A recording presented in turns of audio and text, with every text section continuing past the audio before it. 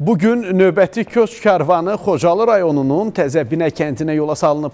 Bu mərhələdə yataqxana və digər inzibati binalarda yaşayan daha 12 ailə olmaqla 55 nəfər öz doğma torpağına qayıdıb. Səhər saatlarında yol alan köç karvanı Xocalının Təzəbinə kəndinə çatıb və sakinlərə evlərin açarları təqdim edilib.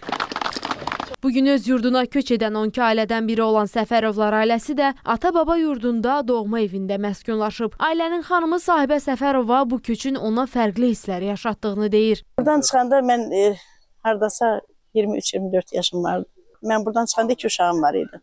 İndi də 3 dənə nəvə ilə gəlirəm. Müsahibimiz deyir ki, ötüb keçən o ağrılı, acılı illərdə bir gündə olsun yurdlarını unutmayıb. Hər zaman övladlarına doğma kəndləri haqqında danışıb. Bunun nəticəsidir ki, indi Səfərovlar ailəsinin bütün üzvləri Təzəbinə kəndinə sevinclə ayaq basır.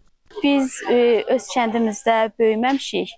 Ancaq valideynlərimiz o qədər gözəl danışırdı ki, həqiqətən də danışdıqları kimi imiş, çox gözəl imiş kəndimiz. Bura köçən sakinlərin rahat və təhlükəsiz yaşayışı üçün bütün lazımi şərait yaradılıb. Kənddə sosial infrastruktur tam yenilənib, kommunal xidmətlər bərpa olunub və zəruri təminat işləri yekunlaşdırılıb. Bölgədə məşğulluq məsələləri də diqqət mərkəzində saxlanılır. Allah bütün şəhidlərimizə rəhmət eləsin. Qazilərimizə can sağlığı versin. Bugün yaşadığımız bütün qürur hisslərin, sevinç hissləri onların sayəsindədir. Dövlətimiz də çox sağ olsun ki, bizə bu şəraiti yaratdı.